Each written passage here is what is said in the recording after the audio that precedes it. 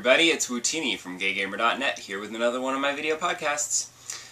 This week I actually didn't play too much of Deus Ex because I came down with an upper respiratory infection, so I kind of wasn't really in the mood. I needed to play I couldn't play anything that I had to think about because, you know, I couldn't think. My head was all... But what I did start was Persona 3 Portable. I've heard nothing but raves, and everybody loved the Persona series. And I've never gotten into it because I remember back when I had the original PlayStation, I bought Persona, I guess probably because it got amazing reviews and everybody was raving about it, and so I bought Persona. And I did not like it. I mean, this was so long ago that I don't remember why I didn't like it. I don't remember if it was the story or the gameplay or the graphics, or like, I don't know what about it turned me off, but I just did not care for it. So I basically never played it after that, you know, first try. So a total waste of money. On the other hand, I think I still have in my box of games somewhere in the closet the actual box, like the actual game. So I hear that goes for a good price on eBay. I should look that up. But anyway, I tweeted asking for recommendations on which one would be a good one to start with. Like, what's the most accessible game as far as storyline and gameplay and such.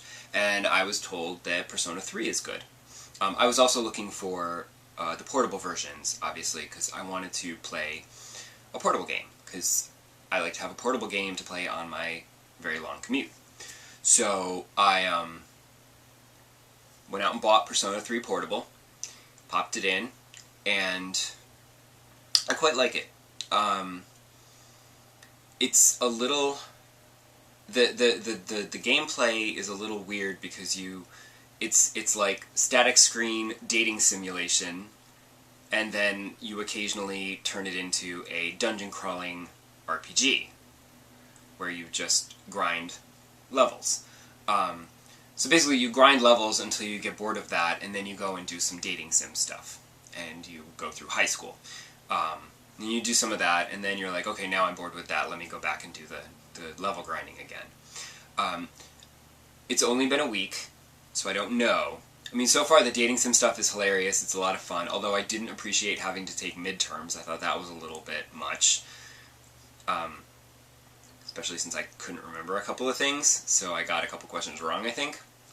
But the level grinding, it's fun. The gameplay it's very accessible. Like, I got everything. It wasn't too complicated. I am admittedly playing it on easy, where in the beginning I felt like, oh, maybe I should have picked normal instead of easy. I didn't go with whatever the wussy one was. I think it was beginner they called it. I was like, no, I don't need that. Like, I could probably swing easy. But I didn't want to go on, like, you know, hard or anything. But I started to think I should have done normal because it was really easy in the beginning. But then you'd hit a boss, and the boss would be kind of a challenge. And now I'm getting to the point where I'm hitting some enemies that are legitimately tough to beat and require the right strategy. But it's, you know, it's still fun. And I'm enjoying it. I actually haven't gotten... There's clearly more levels of depth to the gameplay. I'm playing it very superficially right now. I have not actually gone and tried to fuse personas to make another new one. Mostly because I don't really know how to do that, so I'm afraid I'm going to lose a good persona, so I think I'll take like 2 that I don't really use very much and squeeze them together and see what I come up with. I don't know what I'm doing, so I don't want to ruin anything. Although I can always just create another save file and then hope if I fuck it up, pardon my French, that I'll just go back and start from the old save file. But I like it. I mean, my only concern is that the level grinding, it can get repetitive. So I don't know how I'm going to feel about a whole game that's just chock full of level grinding like this. But You know, I mean, because the dungeons all pretty much look the same. I mean, and then you move to the next section of dungeon, which looks different, but then all of those levels look the same. And then the next one will look different too. I don't actually know how many there are, but yeah, and it was great to break my PS3 out. I mean, I had to charge it and then, like, you know, set everything up again with the time and the date and such, but it was nice to dust that off and give it a little bit more use. I will say that I was concerned that I was going to have to do a system update, but I put the game in and started it and it was fine. I'm sure I need to do a system update, but at least it lets you play games without doing a system update. Occasionally there's a game that requires a system update, but not very often. It's not like the PS3 where it's like, oh, you know, I can't even do anything until I do a 10-minute system update. Great. I mean, the other week I wanted to watch something on Netflix. I turned on my PlayStation and it was like, okay, you need a system update.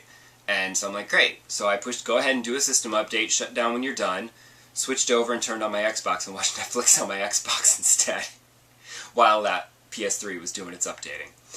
It just, I don't know why, but the PS3 just seems to take way longer than the Xbox to update. I don't know if it's because the Xbox updates more often, so they can be shorter file, you know, smaller files, and it takes less time, and the PlayStation, no, but I don't feel like the Xbox updates that often either.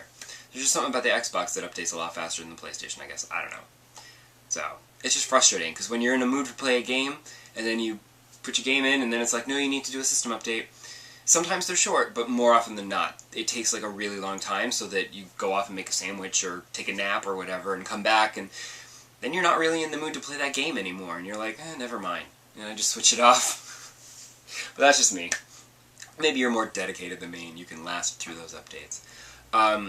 That's all I have right now.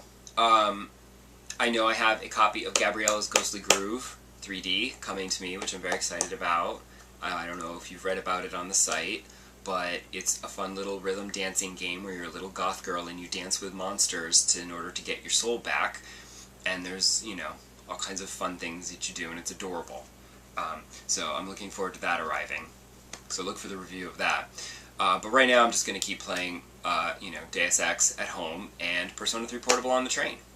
And I will eagerly accept advice on Persona 3 Portable as well, if you have hints or tips, no spoilers obviously. You know, who's the best boy to flirt with and go out with and stuff. Because that's the fun part, really, for me. Not defeating monsters. It is satisfying. So, there you go, and send me your comments and emails, and I'll see you next week. Bye.